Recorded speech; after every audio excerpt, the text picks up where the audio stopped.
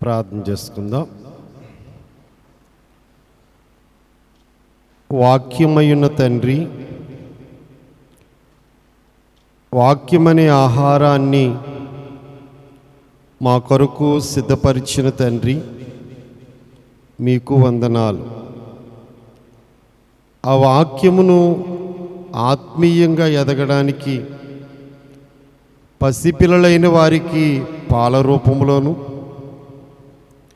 ఎదుగుచున్న వారికి బలమైన ఆహారముగాను వాక్య రూపంలో మాకు అందించబడుచున్న తండ్రి, మీకు స్తోత్రములు. ఆది కాండమును ధ్యానించడానికి ఒక గురువు వలె మీరు వచ్చి, ఒక ఉపాధ్యాయుడి వలె మీరు వచ్చి, నీ పాదముల దగ్గర కూర్చున్న విద్యార్థులమైన మాకు ఒక్కొక్క అధ్యాయములో నుండి మాకు అవసరమైన మాటలను మాకు అందించుచున్నందుకు నీకు స్తోత్రములు. ఇటువంటి పాఠశాల మాకు మీరయ్యున్నారు, మీకు స్తోత్రములు. ఈరోజు 14వ అధ్యాయములో నుండి మీరు మాతో మాట్లాడుచున్న విధానమును బట్టి నీకు స్తోత్రములు.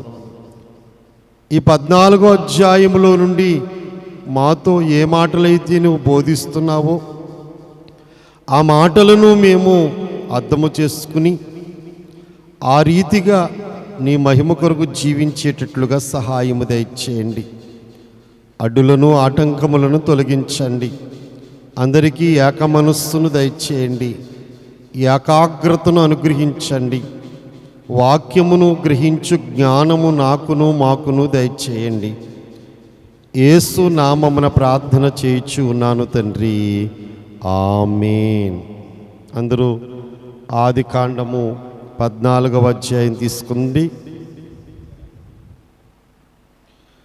ఆది కాండము 14వ అధ్యాయము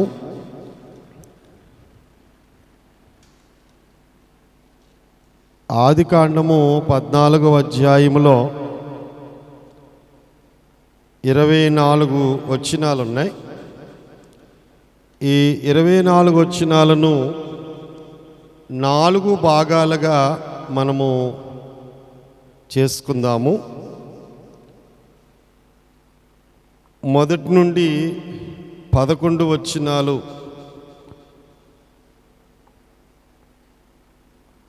రాజుల మధ్యలో యుద్ధం. రాజుల మధ్యలో యుద్ధం మొదటి నుంచి 11 వచనాలు. మొదటి భాగం రాజుల మధ్యలో యుద్ధం. రెండవ భాగము 12వ వచనము నుండి 17వ వచనం వరకు అబ్రహాము చేసిన యుద్ధం. అబ్రాము చేసిన యుద్ధం.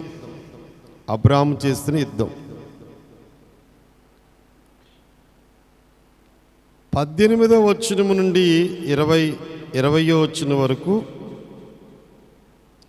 18 నుంచి 20 వరకు షాలేము రాజుతో అబ్రహాము.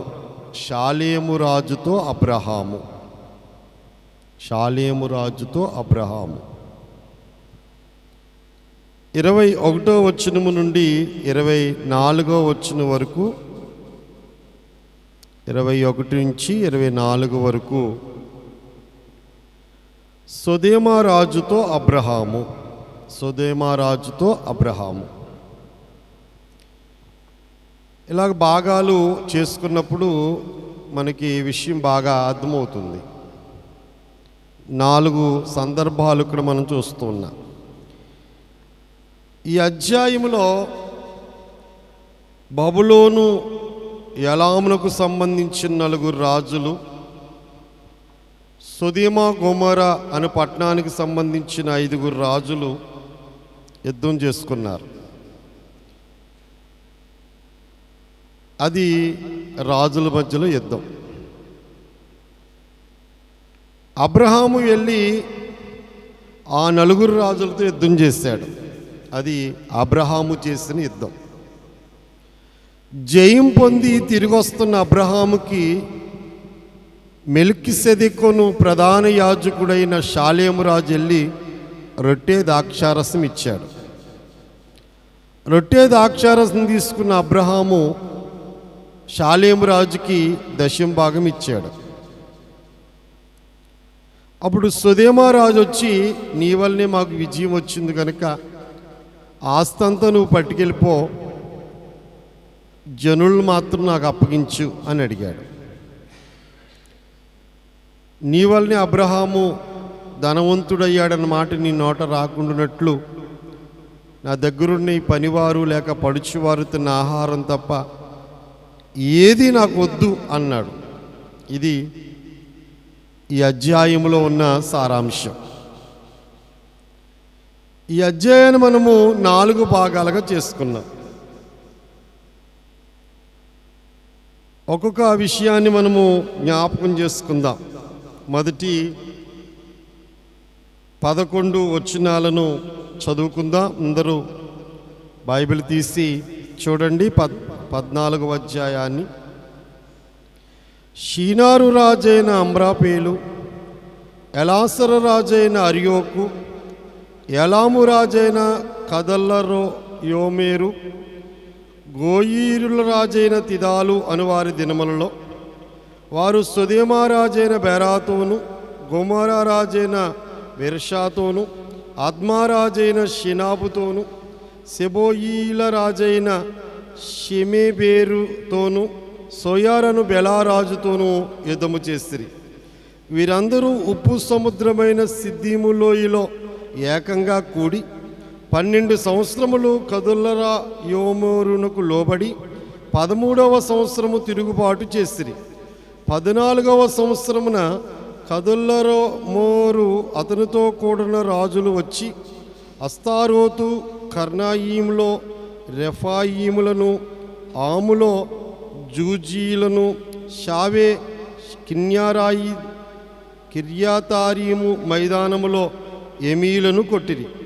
వీరు హోరీలను అరణ్యము దగ్గరున్న ఎల్ఫారాను వరకు తరిమి సేయూరు పర్వత ప్రదేశములో వారిని కొట్టిన తర్వాత తిరిగి కాదేషును ఎనషతోనకు వచ్చి అమాలేకీల దేశమంతటిని, అసస్తోను తామారులో కాపురమున్న అమోరీలను కూడా కొట్టిరి.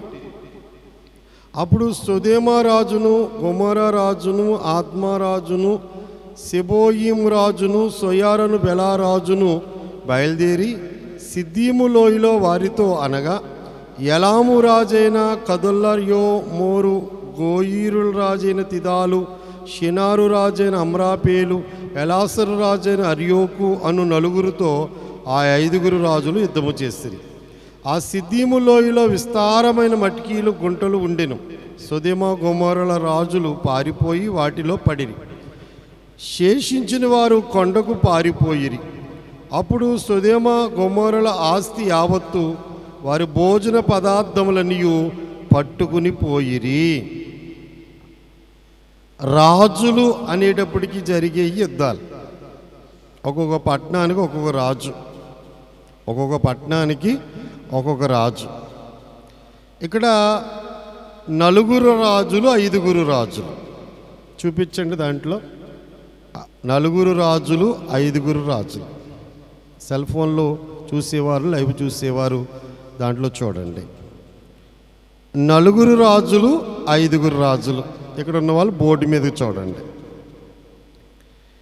ఈ 4 రాజుల్లో యాలాము రాజైన కదుల్లయోమోరు కొంచెం గట్టుగా ఉన్న రాజు, అంటే బాగా జ్ఞానం కలిగిన వాడు. ఈ 5 రాజులునంట ఈ యాలాము రాజుకి 12 సంవత్సరాలకు అప్పం కట్టారంట. అంటే యాలాము రాజు ఏం చేశాడు? 5 పట్టణాలు జయించాడు. సొదొమ, గొమొర్రా, ఆద్మా, సెబోరాయిము, సోయరును పట్టణాలను జయించాడు. అంచేత 12 ఏండ్లు వాళ్ళు ఏం చేస్తున్నారు? పన్ను కట్టుకుంటూ వస్తున్నారు. 13వ సంవత్సరం ఏం చేశారట? ఎన్నాళ్ళ కడతాం ఇలాగా మనం 5 కలిసిపోయి రాజుగారిని మనం ఎదురు తిరుగుదామని చెప్పి 13వ సంవత్సరం ఎదురు తిరిగారంట. మనం చదువుకున్న మాటలు ఇవన్నీ. 12 ఏళ్ళేమో అణిగిమణిగి ఉన్నారో, ఆయన ఎంత పన్ను వేసాడో అంత పన్ను సంవత్సరం ఆ రాజుగారికి పంపించేశారు. 12 ఏండ్లు అణిగుండి 13వ సంవత్సరం ఎదురు తిరిగారు. ఈ 5 రాజులు ఎప్పుడైతే ఎదురు తిరిగారో ఈయనకి ఇంకో 3 రాజులు సపోర్ట్ చేసేవాళ్ళు ఉన్నారు. ఈ 4 రాజులు అంటున్నాం కదా, ఈ 4 రాజులు వరసెట్టి ఒక్కో పట్టణాన్ని జయించుకుంటూ వస్తున్నారు. మళ్ళా అవన్నీ వరుసగా మీకు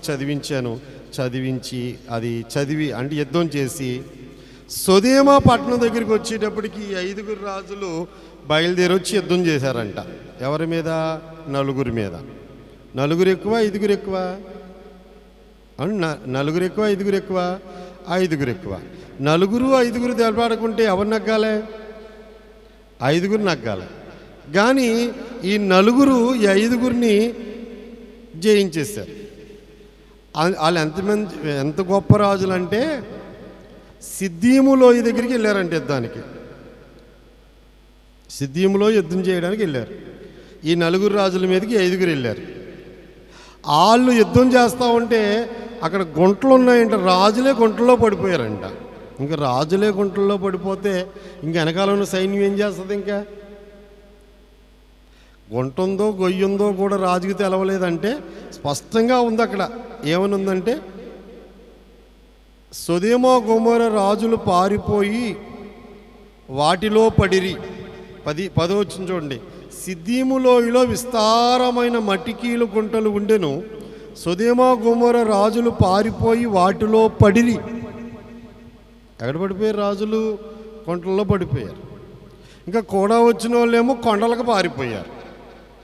ఇది వాస్తవంగా అక్కడ జరిగిన విషయం. ఈ స్టోరీ అంతా పరిశుద్ధాత్మదేవుడు ఎందుకు రాయించారంటే, అబ్రహామును వదిలేసి ఒక ఆయన వెళ్ళిపోయాడు కదా నిన్న. ఎవరైనా అబ్రహామును వదిలేసి వెళ్ళిపోయిన ఉన్నాయని ఒక ఆయన ఉన్నాడు కదా. ఎవరు? లోతు. ఆయన ఎక్కడున్నాడో? సొదొమ దగ్గరలో కాపురం ఉన్నాడు. ఆయన ఆస్తి కూడా పోయింది. దాని గురించి పరిశుద్ధాత్మదేవుడు పురాతనమైన చరిత్రలు కూడా రాయించాడు బైబిల్ గ్రంథంలో. ఈ రాజుల పేర్లు, వారు ఏలే పట్టణాల పేర్లు, వారికి ఎవరెవరు లోబడ్డారో, ఎవరెవరు కలిసి ఉన్నారో ఇవన్నీ రాయించుకొచ్చాడు. దీన్ని బట్టి రాజులు రాజ్యాలు ఉన్నంతసేపు యుద్ధాలే.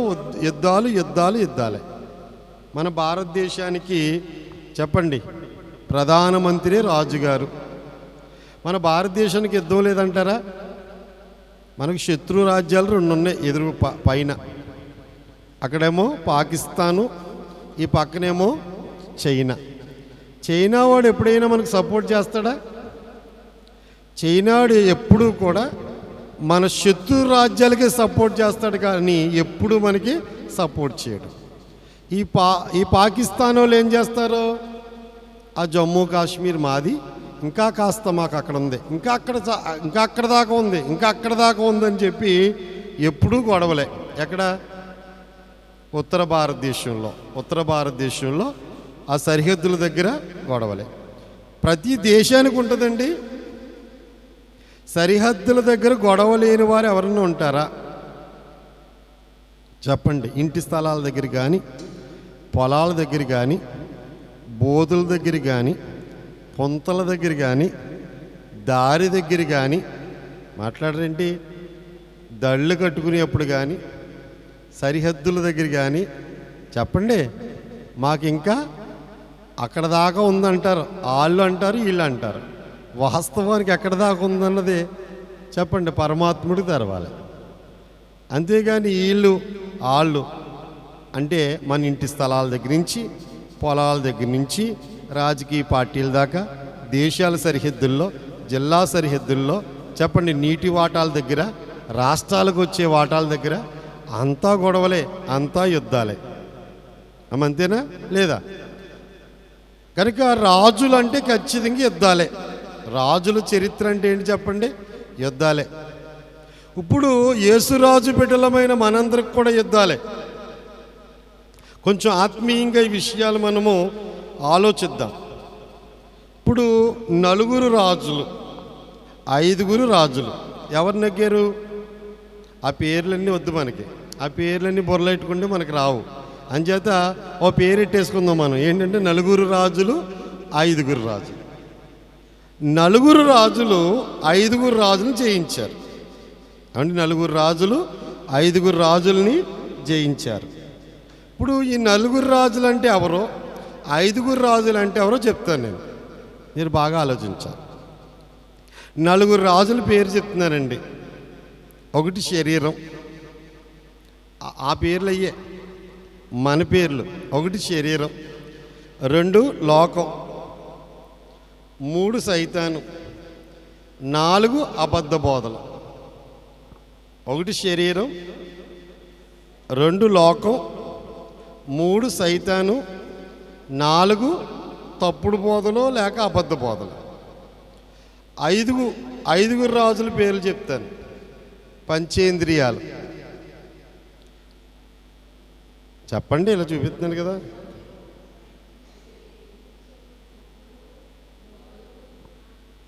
శరీరం, పంచేంద్రియాలు అంటారు. ఈ శరీరము, లోకము, సైతాను, అబద్ధ బోధకులు ఏటిని చేయించేస్తున్నారు? ఈ కంటి, ఈ చెవిని, ఈ ముక్కుని, ఈ నోటిని, ఈ శరీరాన్ని. పంచేంద్రియాలు ఓడిపోతున్నాయి. ఇలా చాలామంది భక్తులు ఎక్కడ ఓడిపోతున్నారు చెప్పండి? పంచేంద్రియాలు. కన్ను దగ్గర కొంతమంది, నోటి దగ్గర కొంతమంది, చెవి దగ్గర కొంతమంది, శరీర సంబంధమైన ఆశల దగ్గర కొద్దిమంది అండి పడిపోతున్నారు. అందుచేత శరీరం అంటే ఏంటి, లోకం అంటే ఏమిటి, సైతాన్ అంటే ఏంటి, అబద్ధ బోధకులు అంటే ఏంటి అని మనం నేర్చుకుంటానికి ముందుగా రెండవ భాగంలోకి మనం వెళ్ళిపోదాం. అంటే ఎన్నో భాగంలోకి? రెండవ భాగంలోకి వెళ్ళిపోదాం. నలుగురు రాజులు ఐదుగురు రాజుల్ని జయించారు. అది మాత్రం మైండ్లో పెట్టుకోండి. అంతకంటే ఎక్కువగా లోపలికి వెళ్ళొద్దు, మనం లోపలికి వెళ్ళొద్దు, అది ఉండిపోదాం. ఇప్పుడు రెండో భాగంలోకి వెళ్ళిపోదాం. రెండో భాగం చూడండి. రెండో భాగం ఏంటి? అబ్రహాము చేసిన యుద్ధము. రెండో భాగము అబ్రహాము చేసిన 11వ వచనం నుండి 17వ వచనం వరకు చదువుకుందాం అందరం కలిసి. 11వ వచనం నుండి 17 వరకు. అప్పుడు వారు సొదొమ గొమొర్రాల ఆస్తి యావత్తును, వారి భోజన పదార్థములన్నీ పట్టుకుని పోయిరి. మరియు అబ్రాము సహోదరుని కుమారుడైన లోతు సొదొమలో కాపురముండెను కనుక అతనిని అతని ఆస్తిని పట్టుకుని పోగా తప్పించుకుని ఒకడు వచ్చి ఎబ్రీయుడైన అబ్రహామునకు సంగతి తెలిపాను. అప్పుడతడు ఎష్కోలు సహోదరుడును అనేరు సహోదరుడైన మమ్రే అను అమోరీయుని ఎలోను వనములో కాపురముండెను. వీరు అబ్రహాముతో నిబంధన చేసుకుని వారు. అబ్రహాము తన తమ్ముడు చెరపట్టబడినని విని తన ఇంట పుట్టి అలవర్చబడిన 318 వెంట పెట్టుకుని దాను మట్టుకు ఆ రాజును తరిమెను. రాత్రివేళ అతడు అతని దాసులను వారికి ఎదురుగా మొనలు తీర్చి వారిని కొట్టి దమస్కునకు ఎదురుగానున్న హోబా మట్టుకు తరిమి ఆస్తి యావత్తు తిరిగి తెచ్చి తన తమ్ముడైన లోతును అతని ఆస్తిని, స్త్రీలను, ప్రజలను తిరిగి తీసుకుని వచ్చెను. అతడు కదుల్లయోమెరు అతనితో కూడా ఉన్న రాజులను ఓడించి తిరిగి వచ్చినప్పుడు సొదొమ రాజు అతను ఎదుర్కొనుటకు రాజు లోయ అను షావే లోయ మట్టుకు బయలుదేరి వచ్చాను. ఇక్కడ మనం నేర్చుకునే పాఠం ఏంటంటే, అందులోంచి ఒక ఆయన తప్పించుకొచ్చాడట. అబ్రహాము గారి దగ్గరికి వచ్చాడు. ఎవరి దగ్గరికి? అబ్రహాము గారి దగ్గరికి వచ్చి, నీ తమ్ముడు, వాస్తవానికి అన్న కొడుకో తమ్ముడు కొడుకో, ఎవరో లోతు, ఏమండి, లోతు ఆస్తి, లోతు కుటుంబం మొత్తం దోసుకెళ్ళిపోయారు అని వార్త చెప్పారు. వార్త చెప్తే వెంటనే అబ్రహాము గారు ఆయన నివసిస్తున్న దగ్గరట ముగ్గురు అన్నదమ్ములు ఉన్నారంట. ఏమండి, ఆ ముగ్గురు అన్నదమ్ములు ఈయనతో ఒప్పందం చేసుకున్నారంట. ఎవరైనా నీ దగ్గరికి యుద్ధానికి వచ్చిన మేము వస్తాము, మాతో యుద్ధం చేస్తే మీరు రండి అని నిబంధన చేసుకుని ఉన్నారట అబ్రహాముతోటి. ఆ ముగ్గురిని తీసుకుని అబ్రహాము ఇంట్లోనే పుట్టిన వాళ్ళు ఉన్నారంట 318 మంది. అలవర్చబడిన వారట, యుద్ధంకి అలవాటైన వారంట. వాళ్ళని తీసుకుని వెళ్ళి ఆ సొదొమ గొమొర్రాలో ఆస్తిని కోల్పోయిన ఆ 5 రాజులను జయించిన ఆ 4 రాజుల మీదకి యుద్ధానికి వెళ్ళాడు. యుద్ధానికి వెళ్ళి యుద్ధం చేసి ఆ 4 రాజుల చేతిలో ఈ 5 రాజుల ఆస్తి పట్టుకుని తిరిగి వచ్చి లోతు ఆస్తిని ఇచ్చేసి వచ్చేసాడు. ఇది 2వ భాగంలో చరిత్ర. నిన్న అధ్యాయంలో ఏం నేర్చుకున్నాం మనం? లోతు కుడి తట్టుకు వెళ్తే ఎడమ తట్టుకు వెళ్తాను, ఎడమ తట్టుకు వెళ్తే కుడి తట్టు వెళ్తానంటే ఇంత కూడా పెంచిన అబ్రహాము గురించి ఆలోచించకుండా స్వార్థపూరితముగా ఆయన తన ఆస్తితో బయలుదేరి వెళ్ళిపోయాడు అక్కడికి. నన్ను వదిలేసి వెళ్ళిపోయినోడికి అలాగే జరగాలే. మాట్లాడరేంటి? నన్ను వదిలేసి పెట్టి వెళ్ళిపోయినోడికి అలాగే జరగాలి అని అనుకోవాలి కదా. అబ్రాహాము అనుకున్నాడా? అసలు ఇంత ఆలోచించుకోకుండా అయ్యో నా యొక్క కుమారుడు ఆస్తి లేక తమ్ముడు అన్న మాట తప్పు. వాస్తవానికి తర్జుమాలో తప్పు జరుగుంటుంది, కానీ వాస్తవంగా అక్కడ ఎవరో మన నిన్న నేర్చుకున్న పాఠాన్ని బట్టి, కానీ ఇవాళ నేర్చుకున్న పాఠాన్ని బట్టి ఇవాళ చదివిన అధ్యాయంలో కూడా సహోదరు కుమారుడైన లోతునుంది. సహోదరుడు కుమారుడైన లోతు. లేకపోతే అన్నయ్య అన్నయ్య అన్నయ్య అని తిరిగాడు ఒకవేళ. కొంతమంది చిన్నాళ్ళని పెద్దనాళ్ళని కూడా చెప్పండి, వయసు దగ్గరగా ఉన్నప్పుడు అన్నయ్య తమ్ముడు అనుకుంటూ ఉంటారు కదా, అలాగని పిలిచేయడము. అసలు అబ్రహాము యొక్క మనసు ఎంత మంచి మనసు ఆలోచించండి. వాళ్ళ కోసం నేను ఎందుకింత కష్టపడ్డాం, పోయినోడు ఎలాగా పోయాడులే, ఆడు ఎలాగ నాశనం అయిపోతే నాశనం అయిపోయాడులే, నాకెందుకులే అని అనుకున్నాడు అబ్రహాము గారు? అనుకోలేదు.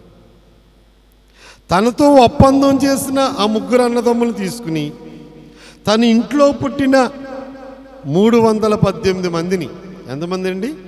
300. మీకు అక్కడ ఒక మాట చూపించాలని అనుకుంటున్నాను నేను. 14 వచ్చినమండి.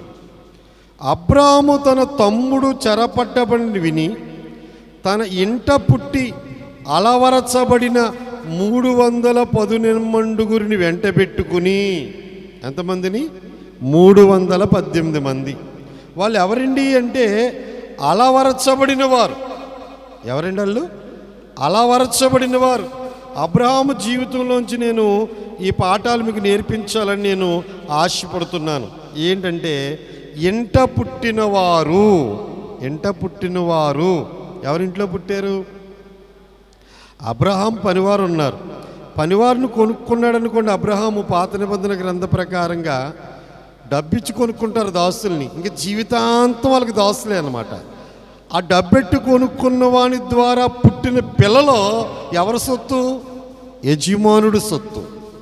అలాగా అబ్రహాము ఇంట్లో పుట్టిన 318 మంది గురించి బైబిల్ ఏమని చెప్తుందంటే ఇంట పుట్టినవారు. ఫస్ట్ మన యుద్ధానికి వెళ్ళాలంటే మన సంఘంలోనే, మన సహవాసంలోనే పుట్టినోళ్ళు అని అర్థం అండి. అంటే ఎవరి ద్వారా రక్షణ పొందిన వాళ్ళు కాదు, మన సహవాసంలోనే. చెప్పండి, మన దగ్గరికి వచ్చే, అంటే ఇక్కడే వాక్య సహవాసంలోకి వచ్చి ఇక్కడ మారు మనస్సు పొంది యేసుప్రభు దేవుడిని నమ్మి బాప్తిసం పొందిన వారు ఇంట పుట్టినవారు. ఎక్కడ పుట్టినవారు చెప్పండి?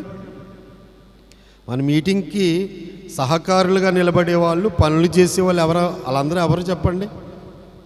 మన ఇంట పుట్టిన వాళ్ళే. అంటే మన సంఘంలో పుట్టిన వాళ్ళే. అంటే ఇక్కడే మారు మనసు పొందిన వారే, ఇక్కడే రక్షణలోనికి వచ్చిన వారే. ఎందుకంటే బయట నుంచి వచ్చే వాళ్ళకి ఇంట్లోంచి వచ్చిన వాళ్ళు చాలా తేడా ఉంటుందండి.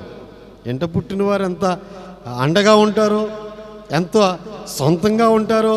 అందుకే ఫస్ట్ అబ్రహాం ఇంట్లో వాళ్ళందరూ రక్షించబడిన వారు, ఇంట పుట్టినవారు. రెండవది అలవరచబడిన వారు ఉంది. ఇంట పుట్టి అలవరచబడిన వారు. అసలు అబ్రహాం ఇంట్లో పుట్టిన ఈ 318 వారి గురించి ఇంత ప్రత్యేకంగా ఎందుకు రాయబడింది? ఏ విషయంలో అలవరచబడ్డారు వీరు అని మనం చూద్దాము. ఆదికాండము 24వ అధ్యాయము 11వ వచనము నుండి 14వ వచనం వరకు చదివితే, ఆదికాండము 24వ అధ్యాయము 11వ వచనము నుండి, సాయంకాలమందు స్త్రీలు నీళ్లు చేదుకొను వచ్చు వేళకు ఆ ఊరు బయటనున్న నీలబావి యొద్ద తన ఒంటెలను మోకరింపజేసి ఇట్లనెను, నా యజమానుడుగా అబ్రహాము దేవుడని యెహోవా, నేను వచ్చిన కార్యము త్వరలో సఫలము చేసి నా యజమానుడుగా అబ్రహాము మీద అనుగ్రహము చూపుము, చిత్తగించుము. ఇలాగను మీరు చదివితే ఏంటి అబ్రహాం ఇంట్లో వాళ్ళు అలవాటు చేసుకుందంటే, ఒక పని చేయాలంటే ముందు ప్రార్థన చేయడం అనేది అలవాటు చేసుకున్నారు వాళ్ళు. ఇది ఎవరో చేస్తారో? అబ్రహాం గారు చేస్తారు. అబ్రహాము గారు ఏ పని చేయాలన్నా ముందు ఏం చేస్తారో? మన కూటం మొదలెట్టుకోవాలండి, ముందు మనం ఏం చేస్తున్నాం? ప్రార్థన చేసుకుంటున్నాం. మనం ఇంట్లోంచి ప్రయాణమై బయటికి వెళ్తున్నాం, వ్యాపారానికి వెళ్ళినా, వ్యవసాయానికి వెళ్ళినా, పనికి వెళ్ళినా, ముందు ఇంటికాడ ఏం చేసుకుంటున్నాం? మనం ప్రార్థన చేసుకుంటున్నాం. ఇప్పుడు యజమానుడు ఏ పని అయితే చేస్తాడో అక్కడ ఉన్న వాళ్ళందరికీ అదే అలవాటు అవుద్ది. ఈయన ఇంటికి పెద్ద దాసుడు పెళ్లి కూతురుని తీసుకురమ్మని పంపించాడు, కోడలను తీసుకురమ్మని పంపించాడు, సంబంధం కోసం పంపించాడు. పెద్ద దాసుడు 10 మందిని వేసుకుని 10 ఒంట్ల మీద బంగారం అన్నీ పట్టుకుని వెళ్ళి ఆ ఊరు వెళ్ళాక ఆ ఊరు ఎంట్రన్స్లో బావుందంట. ఆ బావు దగ్గర ఆయన మోకాలు వేసాడంట. ఒంట్లన్నీ మోకాలు వేసినాయి అంట. ఎంత విచిత్రంగా ఉంటుందంటే, వాళ్ళు మోకరించడం కాదు, ఒంట్లు కూడా మోకాల మీద ఉన్నాయనంట. అంటే వాళ్ళు అలవర్చబడ్డం అంటే అన్నీ వాళ్ళందరూ ఎలాగ అలవాటు పడిపోయారు? ఏదైనా పని చేయాలంటే ముందు ప్రార్థన చేయడం. ఆ ప్రార్థన ఎలా చేస్తారో? మోకాల మీద ఉంది కదండి. మనం ఒకటి చదువుకున్న వాక్యంలో ఏమండి చదివారు కదా, మనం చదువుకున్నాం కదా, 11వ వచనంలో మనం చదువుకున్న మాట అది. ఒంటెలను మోకరింపజేసి, ఏటిని? ఒంట్లన్నీ మోకరించినాయి, పని వాళ్ళందరూ మోకరించారు, ఆయన మోకరించాడు, అబ్రహాము దేవా అని పిలుస్తున్నాడు, ప్రార్థన చేస్తున్నాడు. అంటే ఈ 318 మంది పాలేరులకు లేక దాసులకు అలవాటైంది ఏంటి అంటే ప్రార్థన చేయడం. 2 మోకాల మీద ఉండి ప్రార్థన చేయడం నేర్చుకున్నారు. కనుక ఇలా మన మోకాల మీద ప్రార్థన చేస్తాం అనుకోండి, మన పిల్లలు కూడా ఏం చేస్తారు? చర్చిల్లో చూసినప్పుడు చిన్ని పిల్లలు, 2వ సంవత్సరం 3వ సంవత్సరం పిల్లలు వాళ్ళ తాతయ్యల దగ్గర, వాళ్ళ అమ్మమ్మల దగ్గర, లేకపోతే వాళ్ళ నాన్న దగ్గర, అమ్మ దగ్గర వాళ్ళు మోకాలేసి వీళ్ళు ప్రార్థన చేసుకుంటూ ఉంటారు. వీళ్ళు కూడా పిల్లలు పక్కన మోకాలేసి అలా కళ్ళు మూసుకుంటారు. ఏం రాదు వాళ్ళకి చేయడానికి, కానీ అలవాటు అయిపోయింది వాళ్ళకి. ప్రార్థన అనేటప్పటికి మోకాలు వేయడం, 2 చేతులను జోడిస్తాం కళ్ళు. అవండి నేను ఒక చోట చూసినప్పుడు అయితే 4-5 ఏళ్ళ పిల్లలు కూడా కళ్ళంట నీళ్ళు వచ్చేస్తే చాలా ఆశ్చర్యంగా ఉంటుంది నాకు. ఏం అలవాటు అండి? మన ఏ అలవాటు ఉంటే మన పిల్లలు అదే నేర్చుకుంటారండి. మాటలతో నేర్పేది కంటే కంటితో చూసింది ఎక్కువ నేర్చుకుంటారండి. చాలామంది మాటలు చెప్పేసి నేర్చుకోమంటారు కానండి, నువ్వు కూర్చుని వాళ్ళు మోకాలు ఏమంటే వేయరండి. నేను పొడుగుని ప్రార్థన చేస్తాను, మీరు కూర్చుని చేయండి రా ప్రార్థన అంటే చేయరండి, వాళ్ళు పొడుగుని చేస్తారు.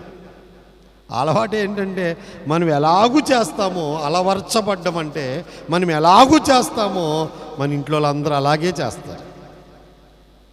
మనం లేచినండి సిలుగు తీసుకుని వెళ్ళిపోయాం అనుకోండి, వాళ్ళు కూడా సిలుగు తీసుకుని వెళ్ళిపోతారు. మనం మోకాలేసి ప్రార్థన చేసుకెళ్ళాం అనుకోండి, వాళ్ళు కూడా అలా మోకాలేసి ప్రార్థన చేసుకుని వెళ్తారు. మనం బైబిల్ చదువుతున్నాం అనుకోండి, మా నాన్న పొద్దున్న లేచి బైబిల్ చదివాడు, నేను కూడా చదువుతాను, ఒక రోజున వాళ్ళు కూడా బైబిల్ చదువుతారు. అంచేత మొదటి అలవాటు ఏంటంటే ప్రార్థనలో అలవర్చబడిన వారు. ఫస్ట్ అలవాటు ఏంటి చెప్పండి? ప్రార్థనలో వారందరూ అలవర్చబడిన వారు. 2వది చూద్దామండి. ఆదికాండము 18వ అధ్యాయం 19వ వచనం అండి. ఆదికాండము 18వ అధ్యాయం 19వ వచనం. ఎట్లనగా యెహోవా అబ్రహామును గూర్చి చెప్పినది అతనికి కలుగు చేయనట్లు తన తరువాత తన పిల్లలను తన ఇంటివారును నీతి న్యాయములు జరిగించుచు యెహోవా మార్గమును గైకొనుటకు అతడు వారికి ఆజ్ఞాపించినట్లు నేను అతన్ని ఎరిగి ఉన్నానెను. ఈ మాట కొంచెం మనసులో పెడితేనే కానీ అర్థం కాదు. యెహోవా దేవుడు త్రియేక తండ్రి అబ్రహాముతో మాట్లాడేటప్పుడు ఏమనుకుంటున్నాడు? రేపొద్దున్న అబ్రహాము తన ఇంటి వారు అందరికీ ఏం నేర్పిస్తాడు? నీతిగా న్యాయంగా జీవించడం నేర్పిస్తాడు. నేర్పిస్తాడని ఎరిగి, నేర్పిస్తున్నాడని ఎరిగి, అప్పటికే అబ్రహాము గారి పిల్లలు లేకపోయినా పనివారిని పిల్లల్లా చూశాడు. ఆ పనివారికి ఏమి నేర్పించాడంటే అబ్రహాము నీతిగా న్యాయంగా బ్రతకడం నేర్పించాడంటండి. నేను ఎలాగ ఎరుగుదును అబ్రహాముని? నీతి న్యాయములు నేర్పించేవాడిగా ఎరుగుదును అంటాడు దేవుడు. దేవుడు అబ్రహాముని ఎలా గ్రహించాడంటే, అబ్రహాం అంటే ఎవరో పిల్లలకి దాసులకి నీతిగా బతకడం న్యాయంగా బతకడం నేర్పించినోడు. నీతిగా న్యాయంగా బ్రతకడం నేర్పించినవాడు అబ్రహాము. అంటే ఈ 318 మంది దేనికి అలవర్చబడ్డారు? నీతిగా బతకడానికి అలవర్చబడ్డారు, న్యాయంగా బ్రతకడానికి అలవర్చబడ్డారు. ఇవాళ మనం ఆలోచిస్తే మనం ఎలా బతుకుతున్నాం, మన పిల్లలు ఎలా పెంచుతున్నాం? అసలు మన అబద్ధాలు ఆడితే అలా అబద్ధాలు ఆడతారు. మనం నీతిగా బతికితే, నీతిగా బ్రతకాలను బోధిస్తే, నీతిని వారికి ప్రబోధిస్తే నీతిగా జీవిస్తారు. అందుకే అబ్రహాము గురించి రెండవ అలవాటు ఏంటంటే, తన ఇంటి వారును నీతి న్యాయములు జరిగించుచు యెహోవా మార్గమును గైకొందురు. అబ్రహాము తన ఇంటి వారందరికీ ఏమి నేర్పిస్తున్నాడంటే, దేవుడు మార్గములో నడవడం నేర్పిస్తున్నాడు, నీతి న్యాయములు జరిగించడం నేర్పిస్తున్నాడు. అబ్రహాము నేర్పించే రెండో అలవాటు, ఒకటి మోకాలేసి ప్రార్థన చేయడం నేర్పించాడు, రెండవది నీతి న్యాయములు అనుసరించి నడిచేటట్లుగా చేస్తున్నాడు. ఇక మూడవదిగా మనము చదువుకున్న వాక్యంలోని 14వ అధ్యాయం 14వ వచనంలోనే మనం చూసినప్పుడు 15వ వచనంలో, రాత్రి వేళ అతడును అతని దాసులను వారికి ఎదురుగా మొనలు తీర్చి వారిని కొట్టి దమస్కునకు ఎడమనున్న ఓబా వరకు తరిమిరి. అంటే వాళ్ళందరికీ యుద్ధం నేర్పించాడు. ఎప్పుడు ఆపద వస్తుందో తెలియదు, ఎప్పుడు కష్టం వస్తుందో తెలియదు. ఎప్పుడు ఆపదొచ్చినా దాన్ని ఎదుర్కొనడం అనేది నేర్పించాడు. యుద్ధము చేయడం నేర్పించాడు. గొర్రెలు కాచేటప్పుడు గొర్రెలు తోల్చుకునే వాళ్ళు ఉంటారు, దొంగలు ఉంటారు, గొర్రెలను ఎత్తుకుపోవడానికి తోడేళ్ళు ఉంటాయి, సింహాలు ఉంటాయి. ఆస్తిని కాపాడుకుంటాకి యుద్ధం చేయాలి. అలాగే శత్రువుల్ని జయించడానికి కూడా యుద్ధం చేయాలి. కనుక వాళ్ళందరికీ ఏం చేయడం నేర్పించాడంటే యుద్ధము చేయట నేర్పించాడు. ఇప్పుడు మనం ఏ యుద్ధం చేయడం నేర్పించాలి? ఆత్మీయ యుద్ధం. అందుకే ఇందాక ఆ 5 రాజుల సంగతి, 4 రాజులు అక్కడ పెట్టి ఇక్కడికి రండి అన్నాను. ఇప్పుడు వెళ్దాం ఎక్కడికి? అక్కడికి. ఇప్పుడు మనం ఎవరిని జయించాలి? 5 రాజుల్ని ఓడించిన 4 రాజులను జయింతాకి తీసుకెళ్ళాడు వీళ్ళందరినీ. 5 రాజుల్ని ఓడించిన 4 రాజులతో యుద్ధం చేయడానికి వెళ్ళాడు అబ్రహాము గారు. ఇప్పుడు ఆ 4 రాజులు ఎవరో చెప్పండి? శరీరము, లోకము, సైతాను, అబద్ధ బోధలు. ఫస్ట్ శత్రువు ఏదంటే శరీరం. ఫస్ట్ శత్రువు మన శరీరమే మనకు శత్రువు. ఎప్పుడు కూడా శరీరం భక్తికి సహకరించదు, చెడ్డకి సహకరిస్తుంది తప్ప ప్రార్థనకే, భక్తికి, నీతి న్యాయాలకి సహకరించదు ఈ శరీరం. ఈ శరీరం ఎప్పుడు కూడా మీరు కనుక కూర్చోబెట్టి పోషిస్తానంటే ఇంకా ఇంకా ఇంకా సుఖాన్ని కోరుకుంటుంది తప్ప అస్సలు కష్టాన్ని కోరుకోదు. సుఖపడతాకే ఇష్టపడతా ఉంటుంది. అంచేత పూర్వీకులు అంటారు దాన్ని వంచాలి అంటారు. పూర్వీకులందరూ కూడా శరీరాన్ని ఏం చేసేవారు? వంచి పనిచేసేవారు, నలగొట్టుకునేవారు శరీరాన్ని. ఒక రైతు ఉన్నాడంటే నలగొట్టుకునేవాడు. ఒక వ్యాపారస్తుడు ఉన్నాడంటే ఎంతో కష్టపడి పనిచేసేవాడు. నిద్రని జయించాలి, శరీరాన్ని ఆకలిని జయించాలి, అన్నిటినీ జయించాలి. ప్రధానమైన శత్రువు శరీరం అని దేవదాసయ్య గారు అన్నారు. మన రక్షకుడైన యేసు ప్రభువును చూడండి, ఎంతసేపు నిద్రపోతూ ఉన్నాడు ఆయన. దేవుడైన నరుడుగా వచ్చాడు మన మాదిరి చూపించడానికి. ఎప్పుడు లేచేవాడట? చాలా చీకటి ఉండగా లేచేవాడట. చాలా చీకటి ఎన్నింటికి ఉంటుంది? 5ంటికి ఉండదు, 4, 3 ఆ టైంలో చాలా చీకటి ఉంటుంది. అంటే ఎప్పుడు లేచేవాడు అనమాట? 4, 3 ఆ టయానికి లేచి అరణ్యంలోకి వెళ్ళి ప్రార్థన. మనం కూడా కనీసం 4ంటికన్నా లేచి 1 గంటన ప్రార్థన చేసుకున్నాక 5 గంటలకు మన పనులు, చెరువు దగ్గరికి వెళ్ళినా ఎక్కడికి వెళ్ళినా ఏ పనికి వెళ్ళినా నలగొట్టుకోవాలి శరీరాన్ని, నిద్రని జయించాలి. 2, కోరుకున్న తిండల్లా పెట్టేసామనుకోండి ఈ శరీరానికి, 4 రుచులు ఎక్కువ కదా, అది కోరుకుందల్లా రాని రాని రాని రాని అంటే ఆ శరీరం ఆ నోటికి ఆ తిండికి అలవాటైపోయింది అనుకోండి, లిమిట్ లేకుండా తినేవాళ్ళం అనుకోండి, చాలా కష్టం అండి.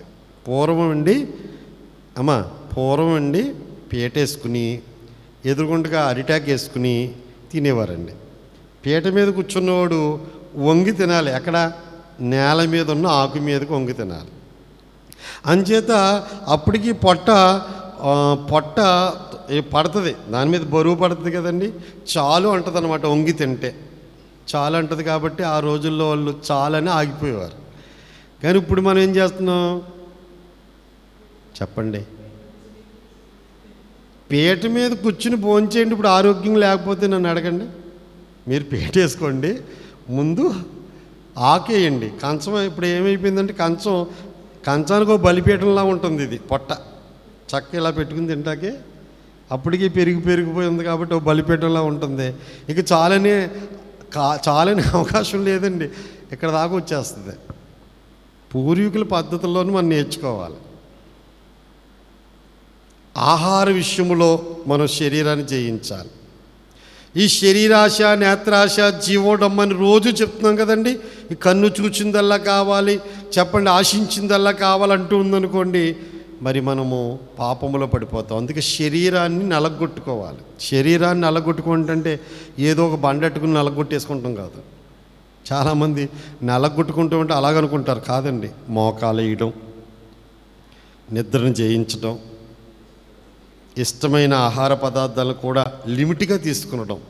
తినొద్దని చెప్తే లేదు బైబిల్, అన్నీ తినమని చెప్తుంది బైబిల్. అసలు లోపలికి వెళ్ళేది ఏది నేను అపవిత్రపరచదో, బయటకు వచ్చేది నేను అపవిత్రపరుస్తుంది. కానీ లిమిట్గా, అంటే ఎలాగా లిమిట్గా తినమంటుంది. అన్ని విషయాల్లో నిద్రకు సమయం. అసలు నిద్రపోవద్దని బైబిల్ చెప్తే లేదు. పాస్టర్ గారు అసలు నిద్రపోవద్దని చెప్తున్నారంటే కానకండి, దానికి సమయం, ఆహారానికి సమయం, అలాగే శరీర ఇచ్చలకు కూడా ఎంతవరకు ఉంటే అంతవరకు, దానికి మించి ఈ శరీరాన్ని పోషించకూడదు. కనుక 4 రాజులను జయించాలి. ఇప్పుడు మనం అబ్రహాము గారు ఎంతమందిని జయించడానికి వెళ్ళారు? 5గురిని ఓడించిన 4గురిని జయించడానికి వెళ్ళారు. 4 ఎవరిని జయించారు? 5గురిని ఓడించేశారు. 5 అంటే ఏంటి?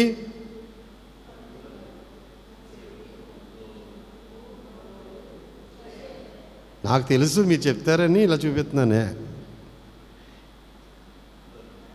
మళ్ళీ కన్ను, చెవి, ముక్కు, నోరు, చర్మం, శరీరం, ఈ 5టిని 4 జయించేశారు.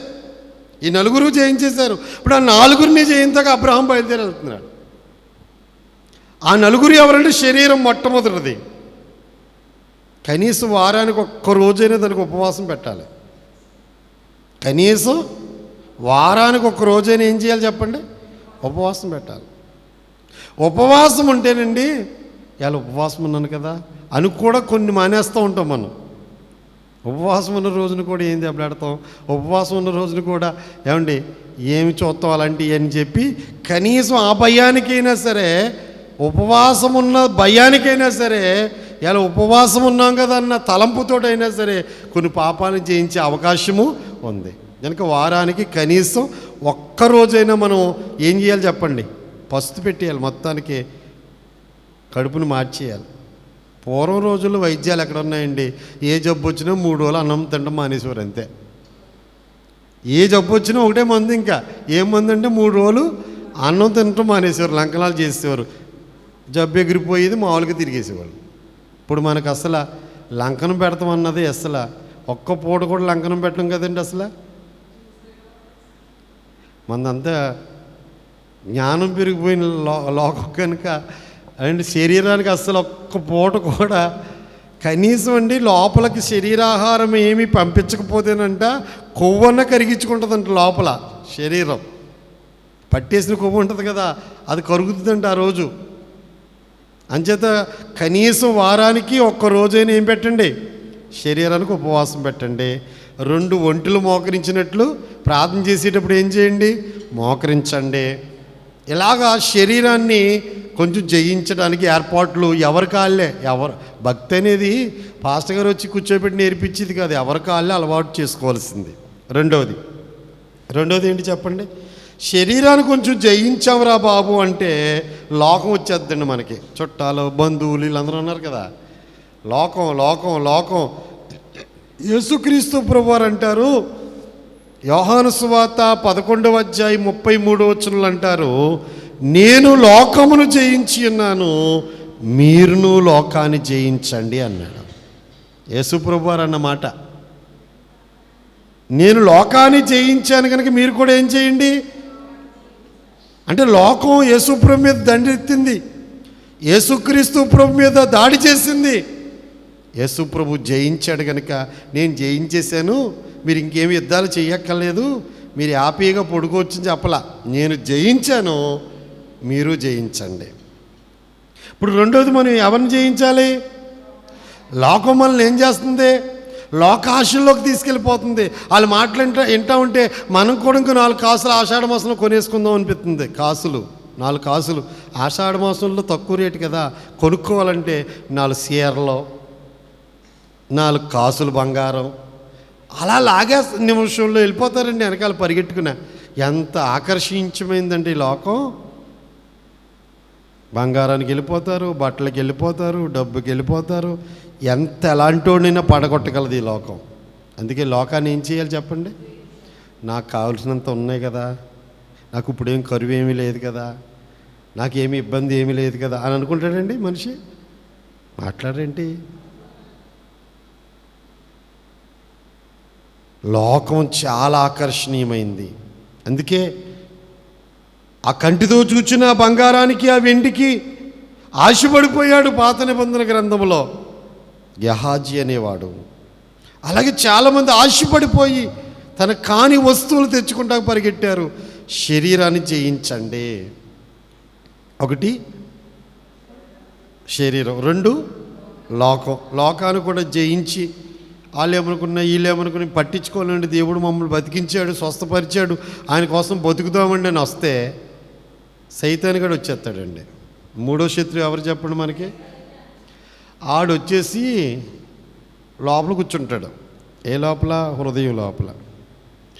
ఆడొచ్చేసినప్పుడు ఎలా ఉంటుంది పరిస్థితి అంటే, అసలు ప్రార్థన చేయబుద్ధి అవ్వదు, బైబిల్ చదవబుద్ధి అవ్వదు, అన్నీ ఉంటాయి ఇంట్లో, ఏమీ కుదువ ఉండదు, కానీ ఏం మనసు బాగోదు. ఇవాళ మనసు బాగోలేదండి, ఇవాళ రాలేనులేండి గుడిలోకి, ఇవాళ ప్రార్థన చేసుకోలేను.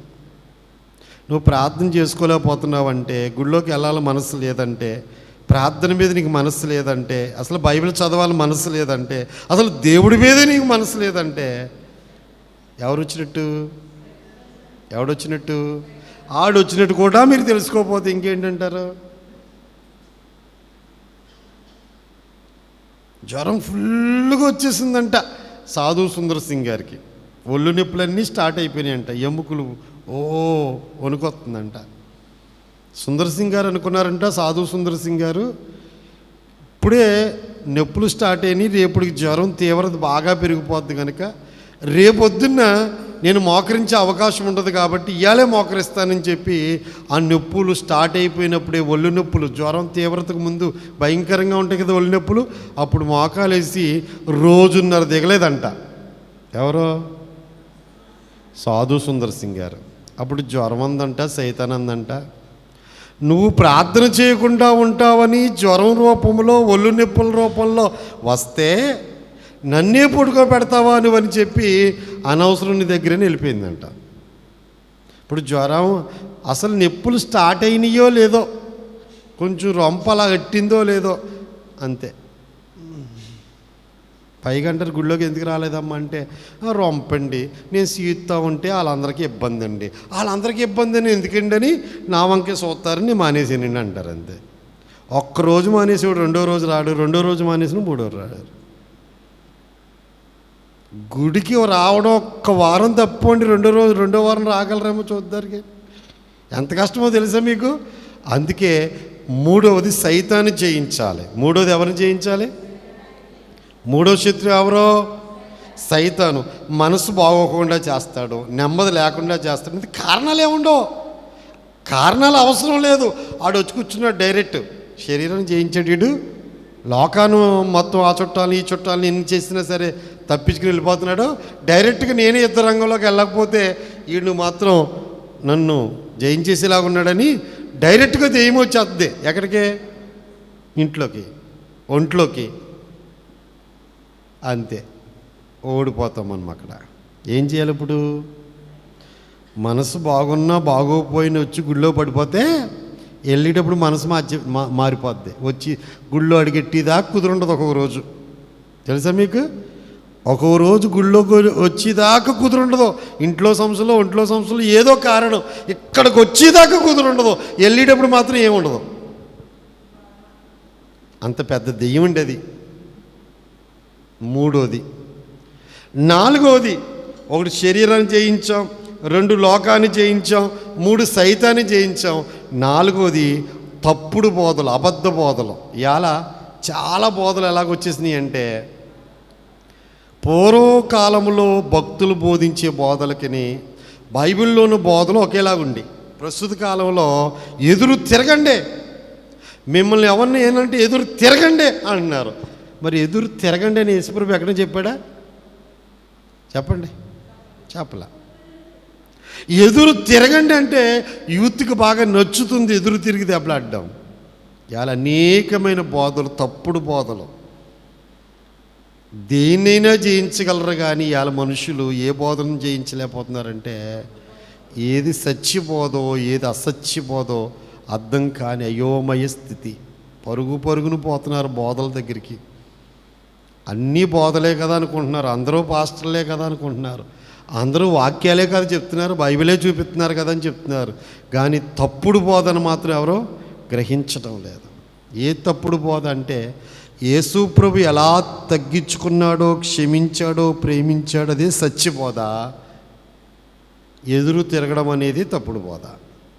ఏ మతాన్ని దూషించకూడదు, ఏ మనిషిని దూషించకూడదు. తెలియని విషయాలు దేవుణ్ణి అడిగి తెలుసుకోవాలి. మీకు తెలియకుండానే మీరు తప్పుడు బోధలోకి వెళ్ళిపోయే ప్రమాదం ఉంది. కాబట్టి నలుగురు రాజుల్ని జయించడానికి, 5 రాజుల్ని జయించిన, 4 రాజులు జయించడానికి వెళ్ళాడు అబ్రహాం.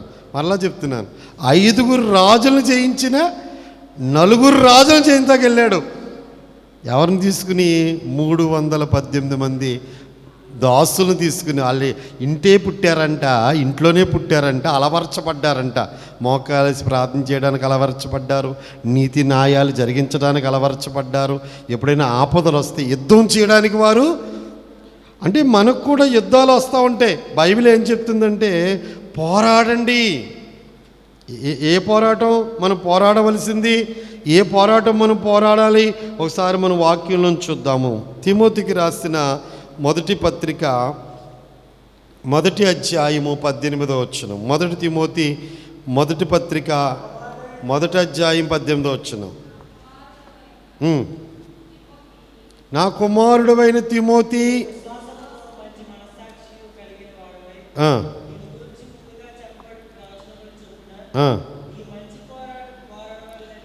మంచి పోరాటము పోరాడవలనని వాటిని బట్టి ఈ ఆజ్ఞ నీకు అప్పగిస్తున్నాను. మంచి పోరాటం. మంచి పోరాటం అంటే నిన్ను ఈ ఆత్మీయత నుండి ఎవరైతే తొలగిస్తూ ఉంటే, అవండి ఒక రోజున ఒక ఆయన వచ్చి, అవండి ప్రార్థన ఎలాగైనా చేసుకోవచ్చులే అని చెప్పాడు అనుకోండి, కూర్చుని చేసుకున్నా పర్లా, పొడుకుని చేసుకున్నా పర్లా, చెప్పండి ఎలా చేసుకున్నా పర్లేదంటే, తిమోతి నా దగ్గర నువ్వేం నేర్చుకున్నావు? అది మర్చిపోయి అలాగా అలవాటు అయిపోతున్న వాళ్ళ దగ్గర కాదు, ఖచ్చితంగా శరీరాన్ని వంచి ప్రార్థన చేయాలి అని ఎదిరించాలి నువ్వు. అంతేగాని చాలా బాగా చెప్పారు, ఎంత బాగా చెప్పారు, పొడుకున్నా చేసుకున్నా పర్లేదంట ప్రార్థన, పొడుకుని చేసుకున్నా పర్లేదంట ప్రార్థన. ఎంత బాగుందా మాట, ఫాలో అయిపోవచ్చు. పొడుకుని చేసినా పర్లేదంట ప్రార్థన చెప్పేసావు అనుకో, అప్పుడు దాకా నువ్వు మోకాలేసిన ప్రార్థన జీవితానికి విలువే ఉంది ఇంకా. అవండి పొడుకుని చేసినా పర్లేదంట, కూర్చుని చేసినా పర్లేదంట, ఎలా చేసినా పర్లేదంట. అలా చేయడం అనేది ఒకవేళ బలహీన స్థితిలో చేయొచ్చు. నీకు అసలు మంచం మీద లేస్తే ఓపిక లేదండి, అప్పుడు మంచం మీద చేసినా దేవుడు అంగీకరిస్తాడు. అందుకని ఓపుకున్నప్పుడు కూడా, శక్తి ఉన్నప్పుడు కూడా అలా చేయొచ్చా? అందుకే వాక్యం ఏం చెప్తుంది మనకి? అలాంటి విషయాల్లో మనం పోరాడాలి. కాదు అలా కాదు, మోకాలేసే ప్రార్థన చేయాలి. మోకరించడానికి శక్తి లేనప్పుడు కూర్చుని ప్రార్థన చేయాలి. అంటే కూర్చుంటానికి కూడా శక్తి లేనప్పుడు, అప్పుడు బలహీన స్థితిలో నువ్వు ఎలా ప్రార్థన చేసినా దేవుడు ఆలకిస్తాడు. అని ఏం చేయాలి? నువ్వు పోరాడాలి. వాళ్ళు చెప్తున్న బోధకే పోరాటం చేయాలి. ఉపవాసం చేయమని ఎవరు చెప్పారండి? అసలు దేవుడు ఉపవాసం చేయమని చెప్పాడా? ఎక్కడుందో చూపించండి. అసలు కొన్ని సంఘాల వారు అసలు ఉపవాసం చెయ్యొద్దని చెప్తారు. యేసుప్రభు ఎందుకు చేశాడు మరి? ఉపవాసం ఉన్నప్పుడు నీ తలంటుకు నిన్ను మొహం కడుక్కోమని ఎందుకు చెప్పాడు? ఉపవాసం చేసేటప్పుడు మొహం ఎందుకు కడుక్కోమన్నాడు? తల ఎందుకు స్నానం చేయమన్నాడు? ఉపవాసం ఎందుకు ఉంచమన్నాడు? తలంటే తలంపులు శుద్ధి చేసుకోవాలి. మొహం కడుక్కుంటాం అంటే ముఖంలో ఉన్న కంటి చూపుని. ఉపవాసం అంటే మన వాళ్ళు ఒక ఒర్రన్నానికి ఉపవాసం అండి. మన ఉపవాసాలు భలే ఉంటాయి. ఇందా చెప్పు జ్యూసులు అన్నా చూడమ్మా, అలా ఉంటాయి ఉపవాసం అంటే. మన ఉపవాసం ఏంటంటే కేవలం ఒరన్నం ఒకటి తినరు అంతే. ఒరన్నం ఒకటి తినరు అంతే. అన్నం ఒకటి తినరు, మొత్తం అన్నీ తినేస్తారు. ఇడ్లీ తినేస్తారు, అంత దళసరిగా రొట్టేసుకుని తినేస్తారు, అట్టిపళ్ళు తినేస్తారు, జ్యూసులు అంటారు, టీలు అంటారు, పాలు అంటారు, రొట్టెలు అంటారు. అది ఏట్లకి ఉపవాసం ఉండదు. అది యేసుప్రభు చెప్పింది ఏంటో, తలస్నానం చేయరా బాబు, ఉపవాసం రోజున తల అంటుకోరా అంటే ఈ బుర్రలో ఉన్న చెడ్డంతా తీసేసుకోరా, కడిగేసుకోరా అని ఈ తలస్నానం చేసేస్తారు, షాంపు పెట్టి దీన్ని రుద్దేస్తారు. అది మొహం కడుక్కోరా అని కూడా ఉంది వాక్యంలో. మొహం అంటే ఆ రోజు ఈ కంటికి కొంచెం ఉపవాసం పెట్టరా, టీవీ చూడకుండా, సినిమా చూడకుండా, కొంచెం చెడ్డే చూడకుండా కంటికి ఉపవాసం పెట్టరా. మొహం కడుక్కుంటే కంటికి ఉపవాసం పెట్టరా. నోరు కొంచెం ఆ రోజు జాగ్రత్తగా పెట్టుకోరా, కొంచెం చెవికి ఉపవాసం పెట్టరా. ఓ ముక్కుకి ఆ రోజే చేపల కూర వాసన మళ్ళీ వస్తే రేపు మళ్ళీ వారం చేస్తాను, ఈ వారానికి వద్దులే అంటాడు, ఉపవాసం ఎగిరిపోద్ది. అంటే చాలామంది ఉపవాసాలు చెప్పేటప్పుడు ఆ వాసన వస్తే ఉండలేరంట. నాకు ఇంతమంది చెప్పితే నాకు గుర్తుండదే. మొదలెడదాం అనుకున్నారంట ఆ రోజు చేపల కూర వాసన ఆపుకోలేక, మళ్ళీ వారం మొదలెడదాంలే అని తినేశారంట. ఇంకా అంతే, ఆ జీవితం అంతే, వాళ్ళ జీవితాలు అంతే. ఇంకా ముక్కు వాసన ఆపుకోలేరు, నోటి వాసన ఆపుకోలేరు. అయ్యే ఉపవాసాలు. ఉపవాసం చేయడం అంటే మనస్సు భగవంతుడి మీదకి వెళ్ళేటట్లుగా సహవాసం చేయడం. ఎందుకు తిండి తినకూడదండి అంటే పాపమని కాదు అక్కడ. ఈ కొంచెం లోపల కరకరమని ఆకలేస్తూ ఉంటే మెలుగుగా ఉంటుంది శరీరం. లోపల పడేసి వచ్చిండి ఒక ముద్ద వేసేసి గుడిలోకి రండి, నా వాక్యానికి ఇలా ఊగుతూ ఉంటారు. ఇక్కడ లోపల ముద్ద వెళ్తే పై శరీరం ఎలా ఉంటుంది చెప్పండి. ఒక ముద్ద తిని గుడిలోకి రండి, తినకుండా వచ్చిన రోజున ఎలా ఉంటుంది, తిండి వచ్చిన రోజున ఎలా ఉంటుంది మీకే అర్థమవుద్ది. తేలిగ్గా ఉండి మనసు భగవంతుడి మీద ఉంటుంది. అదే తినేసి వచ్చామనుకోండి పరిస్థితి ఎలా ఉంటుంది? కొండ పురుగు పొట్టలోకి వెళ్ళాక ఈ పైరేపు కింద రేపులు ఎన్నట్టే ఉంటుంది, గుళ్ళోకి వచ్చినట్టే ఉంటాం కానీ బుర్రలోకి ఏమి వెళ్దాం. అందుచేత ఏం చేయాలి చెప్పండి? ఉపవాసం చెయ్యొద్దనే పాస్టర్లని, దెబ్బలాడండి అందరితోటి అని చెప్పే పాస్టర్లని చెప్పండి. ఈ తప్పుడు బోధలను గ్రహించి, అంటే ఆ తప్పుడు బోధన వినొద్దు అసలు. ఆ బోధలు అసలు పెట్టుకోవద్దు. ఆ ఛానల్ని మీరు ఓకే చేయొద్దు. అసలు ఆ వాక్యాలు, ఆ పాటలు ఏమి వినొద్దు. బైబిల్ ఏం చెప్తుందో చూడండి. సుకుమారిగా భక్తి చేసే భక్తి జోలికి వెళ్ళొద్దు. ఓపుకున్నంతకాలం నలగొట్టుకునే భక్తి చెయ్యండి. కనుక ఇప్పుడు 5 రాజులు ఓడిపోయారు, 4 రాజులు లగ్గారు. ఇప్పుడు మనం అబ్రహాం గారిలాగా ఏం చేయాలి? ఇప్పుడు ఆ 4 రాజుల్ని మనం జయించాలంటే శరీరాన్ని జయించాలి, లోకాన్ని జయించాలి, సైతాన్ని జయించాలి, తప్పుడు బోధనలు కూడా మనం జయించాలి. అలవరుచుకున్న శరీరంతో మనం చేయాలి.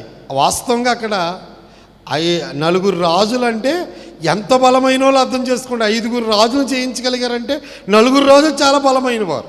12 సంవత్సరాలు 5 రాజులు ఆ రాజులు కప్పం కట్టారంటే ఎంత బలమైన వారు అర్థం చేసుకోండి.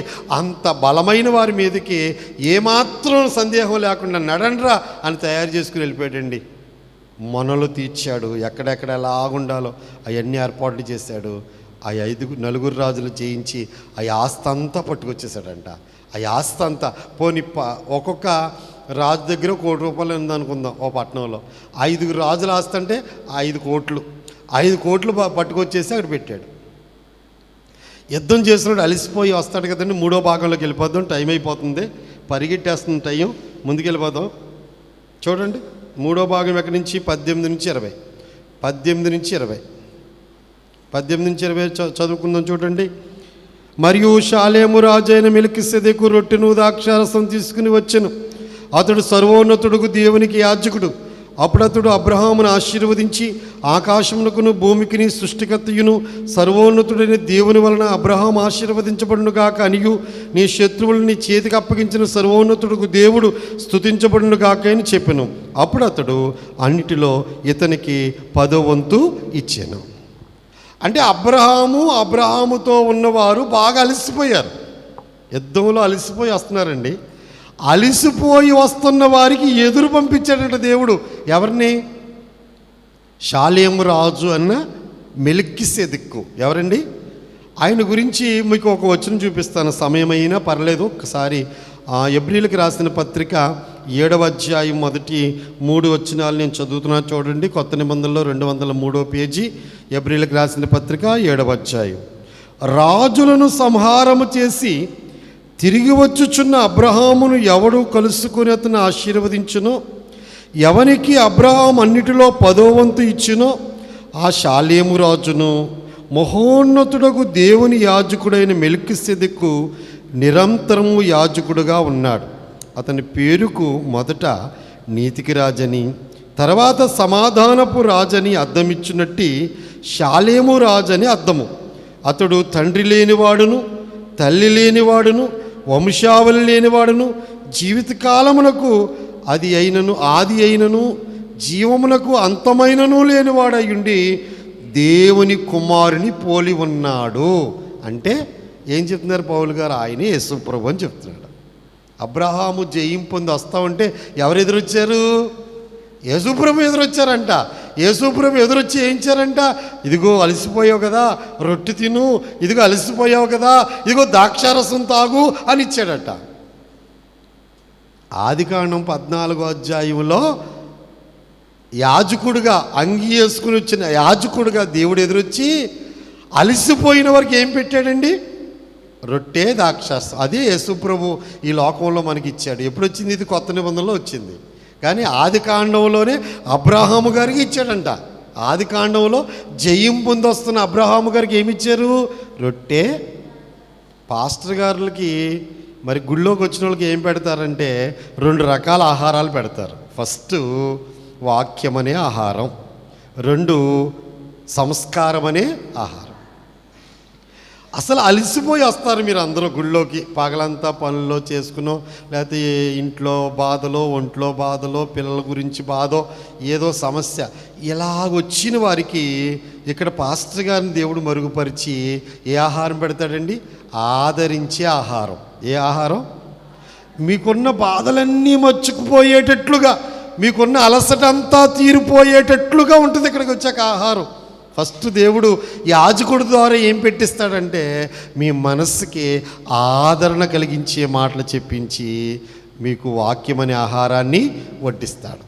2, బాప్తిసం తీసుకున్న వాళ్ళందరికీ, రక్షణ అనుభవంలోకి వచ్చిన వాళ్ళందరికీ రొట్టెనైన శరీరముగా, ద్రాక్షారసమైన రక్తంగా అందిస్తున్నాడు. ఇప్పుడు యాజకుడిని దేవుడు ఎందుకు ఏర్పాటు చేసుకున్నాడో, అలిసిపోయిన వారికి ఆహారం పెట్టడానికి. అలిసిపోయిన అబ్రహాముకి, అలిసిపోయిన అబ్రహాముతో ఉన్న పనివారికి దేవుడు ఏం పెట్టాడు చెప్పండి? ఆహారం పెట్టించాడు. ఎంత గొప్ప దేవుడండి, ఎంత గొప్ప దేవుడండి. అబ్రహాము గారితో మాట్లాడుతున్నప్పుడు ఆయన అంటాడు, నీ శత్రువులను నీ చేతికి అప్పగించిన సర్వోన్నతుడైన దేవుడు స్తుతించబడును గాక అంటున్నాడు. బాగా మనసు పెట్టండి ఇక్కడ.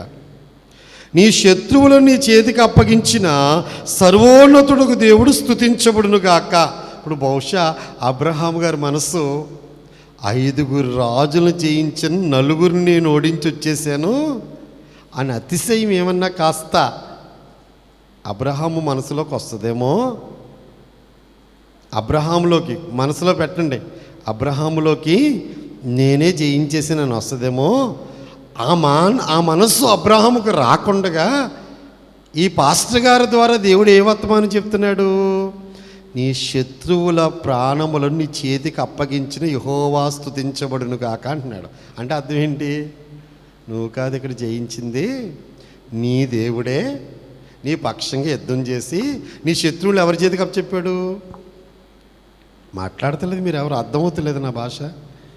ఒక్కోసారి మన వల్ల అయిపోద్దేమో అనుకుంటాం, మనకు కూడా పాఠం అది. దేంట్లోనే మనం జయం పొందితే ఫస్ట్ ఎవరిని స్తుతించాలి?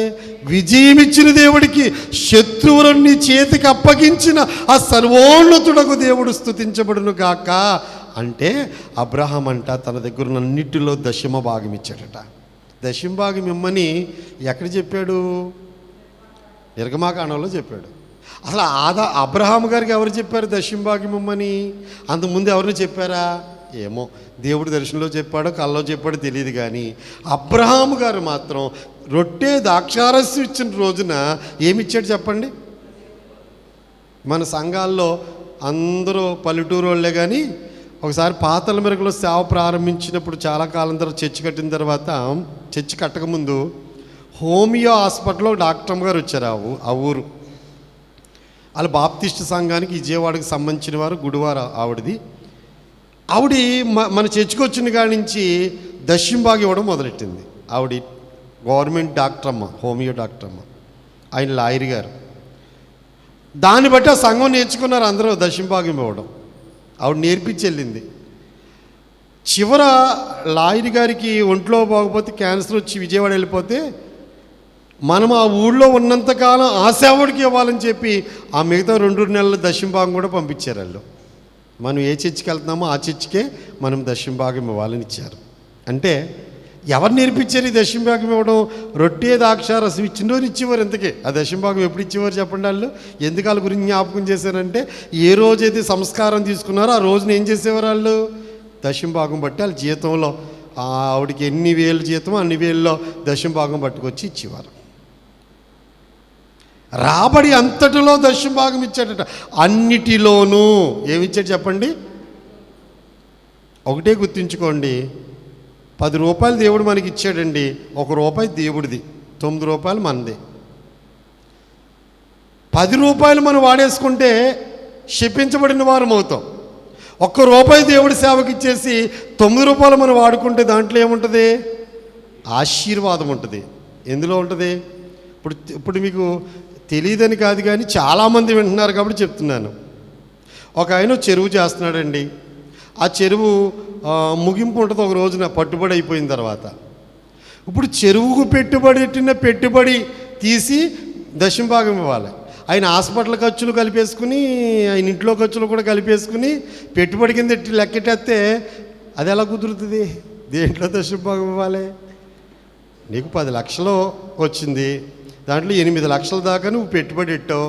మేతలు కానీ, చెరువులకి, లీజులకి, పనులకి, అన్నిటికి 2 లక్షలు మిగిలింది. 20,000 దశమ భాగం దేవుడికి ఇవ్వాలి. అందులో హాస్పిటల్ ఖర్చు ₹1,00,000 అయిపోయిందండి, ఇంకో ₹1,00,000 ఉందండి, ₹1,00,000 10,000 ఇస్తారంటే అది దశమభాగం అవ్వదు, కానుక వద్దు అంతే. దశమభాగం అవ్వదు. అన్నిటిలోనూ మనం దేవుడికి ఏమి ఇవ్వాలంట? ఇస్తే దేవుని వాక్యాన్ని నెరవేర్చినట్లు అవుతాం. అందుచేత దశమభాగం ఇమ్మని అబ్రహాముకి ఎవ్వరు చెప్పలేదు. అబ్రహామే రొట్టె ద్రాక్షారసం ఇచ్చిన యాజకుడికి ఏమి ఇచ్చాడు చెప్పండి? దశమభాగం ఇచ్చాడు. దశమభాగం ఇవ్వడం అనేది ప్రారంభమైంది ఇక్కడ. ఇక చాలు, ఇంకా టైము సరిపోదు కాబట్టి ఇంక చివరి లాస్ట్ భాగంలోకి వెళ్ళిపోతాం. లాస్ట్ భాగం ఏంటి? సొదొమ రాజుతో అబ్రహాం. అంటే సొదొమ రాజుతో అబ్రహాం 21 నుంచి 24. సొదొమ రాజు మనుషులను నాకు ఇచ్చి ఆస్తిని నీవే తీసుకొనమని అబ్రాహాముతో చెప్పగా, అబ్రహాము, నేనే అబ్రాహామును ధనవంతుడిగా చేసి నువ్వు చెప్పకుండునట్లు ఒక నూలు పోగైనను చెప్పులు వారైనను నీ వాటిలో ఏదైనాను తీసుకొననని ఆకాశమునకును భూమికిని సృష్టికర్తయు సర్వోన్నతుడకు దేవుడినైన యెహోవా ఎదుట నా చెయ్యెత్తి ప్రమాణము చేసి ఉన్నాను. అయితే ఈ పడుచువారు భుజించిన తప్ప నాతో కూడా వచ్చిన అన్నేరు, ఎష్కోలు, మమ్రి అను వారికి ఏ భాగములు రావాలనో ఆయా భాగములు మాత్రం వారికి తీసుకొనమనిమ్మని సొదొమ రాజుతో చెప్పాను. ఇంకా లాస్ట్ అండ్ ఫైనల్గా చెప్పే మాట ఏంటంటే 4వ భాగంలో, అవండి, సొదొమ రాజు వచ్చి అబ్రహామును మరి పరీక్షలా ఉంది. ఒక మాటలో చెప్పాలంటే అబ్రహాము జీవితానికి ఇప్పుడు ఎలా ఉంది చెప్పండి? అక్కడ ఎంత ఉంది? నేను ఉజ్జాయింపు వేసిన లెక్క అనుకోండి, 5 పట్టణాల ఆస్తి 5 కోట్లు అనుకుంటున్నా. నేను వేసాను అంతే లెక్క. 5 పట్టణాల ఆస్తి 5 కోట్లు. ఎండు ఉంది, బంగారం ఉంది. పట్టణంలో ఎంతమంది ఉంటారండి? వాళ్ళు ఆస్తంతా పట్టుకుపోయారు కదా. లోతు ఆస్తంతా పట్టుకుపోయారు కదా. ఇప్పుడు రాజుగారు వచ్చి ఏమంటున్నాడు? ఆ మనుషుల్ని నాకు ఇచ్చే, ఆ ఆస్తి నువ్వు పట్టుకెళ్ళిపో. వాస్తవానికి ఆ మనుషులు కూడా నేను అడగకూడదు, ఎందుకంటే జయం పొందొచ్చింది నువ్వే కాబట్టి జనులు నీకే దాసులు, ఆస్తి నీదే. కానీ ఆ మనుషులు మాత్రం నాకు ఇచ్చి ఆస్తి అంతా నువ్వే తీసేసుకో. ఇప్పుడు నీ ముందు ఒక 5 కోట్ల ఆస్తి పెట్టి తీసేసుకో అంటే ఎలా ఉంటుంది అంటారు? మాట్లాడండి. అబ్రహాం అన్నాడు, నీ వలనే అబ్రహాము ధనవంతుడయ్యాడు చెప్పకుండానట్లు చెప్పులు వారైనను నూలు పోగైనను అసలు ఏది నాకొద్దు. నాతో వచ్చి నీ పొడిచోళ్ళు తిన్న ఆహారం తప్ప ఇంక నేనేం తీసుకోను. ఆ సహాయం చేయడానికి ఆ 3 అన్నదమ్ములు వచ్చారు కాబట్టి, వాళ్ళు కష్టపడి పనిచేశారు కాబట్టి, యుద్ధం చేశారు కాబట్టి, వాళ్ళ వాట ఎంత వస్తుందో వాళ్ళకి ఇచ్చేసి నాకు మాత్రం ఏ వద్దు అన్నాడు. మరి 12వ అధ్యాయంలో ఐగుప్తు దేశంలో ఫరో గారు 7 రకాల ఆస్తి తీసేసుకున్నాడు కదా. అప్పుడు శారమ్మను బట్టి ఆయన ఏం పంపించాడు? ఆడగాడిదలు, మగ్గాడిదలు, చెప్పండి, గొర్రెలు, గొడ్లు, దాసులు, దాసీలు అందరిని పంపితే తీసుకున్నాడు. అంటే అప్పుడు ఆత్మీయంగా లేడు. దాని యొక్క స్థితి ఇప్పుడు ఎరిగాడు. అది ఆ సొమ్ము తీసుకోకూడదు అని తెలుసుకున్నాడు. ఓ రోజు ప్రార్థనలో చెప్పాడంట, భూమికి ఆకాశానికి సృష్టికర్త అని యెహోవా ఎదుట నేను ప్రమాణం చేశాను, నేను ఎవ్వరిది ఒక్క పైసా తీసుకోని ఈ రోజు నుంచి అని చెప్పి నేను దేవుడికి మాట ఇచ్చానయ్యా, నాకొద్దు అంటే. అప్పటికంటే ఇప్పుడు ఆత్మీయంగా ఎదిగాడండి. అప్పుడైతే ఆశపడేవాడు, ఇప్పుడు ఏం లేదు చెప్పండి. మీకు కూడానండి ఆత్మీయంగా ఎదిగే కొలది ఆశలన్నీ చచ్చిపోతూ ఉంటాయండి. ఒకప్పుడు అన్నీ ఆశపడిపోతూ ఉంటాం, ఎవరేమిచ్చినా ఆశపడిపోతూ ఉంటాం. కానీ మీరు దేవుళ్ళో ఎదిగగలది, ఆత్మీయంగా ఎదిగగలది ఏది మీకు తీసుకోవాలని మనస్సే ఉండదు అసలు. అంటే అంత ఆస్తిని తీసుకెళ్ళిపోవయ్యా, నీ వల్లే కదా ఈ జయం వచ్చింది, నీ పని వారి వల్లే కదా జయం వచ్చింది, పట్టుకెళ్ళిపోమంటే ఏమైనా ఆశపడుతున్నాడండి ఆయన? శోధన జయించాడు. 12వ అధ్యాయంలో ఓడిపోయాడు. 14వ అధ్యాయంలోకి వచ్చేటి అబ్రహాం గారి విశ్వాసం పెరిగింది, భక్తి పెరిగింది. కాబట్టి విశ్వాసంలో ఈ ఆస్తి వల్లే కదా నా తమ్ముడు నా దగ్గర నుంచి వెళ్ళిపోయాడు. ఈ ఆస్తుల వల్లే కదా, ఆస్తులు కదే సమస్యల కారణం, అన్నిటికీ ఆస్తులే కదా దూరం అయిపోయాడు. ఈ ఆస్తి నాకు ఎందుకు, తినడానికి వంటాకుంటే చాలే అనుకునే వాళ్ళు ఉంటారంటారా? తింటాకే వంటాకుంటే చాలే అనుకుంటారా? అబ్రహాము దగ్గర నేర్చుకోవాల్సిన పాఠం ఏమిటంటే ఆయన ఇంకా శరీర ఆశను జయించాడు, ఈ డబ్బుని జయించాడు. అలాగూ మనం కూడా జయించే కృప పరిశుద్ధాత్మ దేవుడు మనందరికీ దయచేయునుగాక. ఒకసారి జ్ఞాపకం చేసుకోండి. మొత్తం 4 భాగాలు చూసాం. ఒకటి, 4 రాజులు 5 రాజులు యుద్ధం. 4 రాజులు 5 రాజులు యుద్ధం.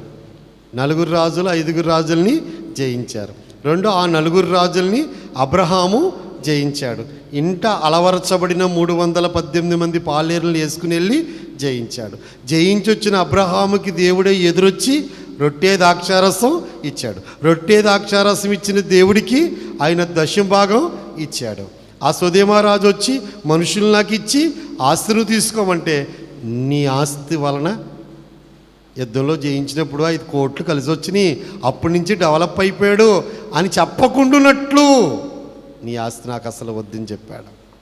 అలా చెప్పే మనసు దేవుడు మనకు కూడా దయచేయునుగాక.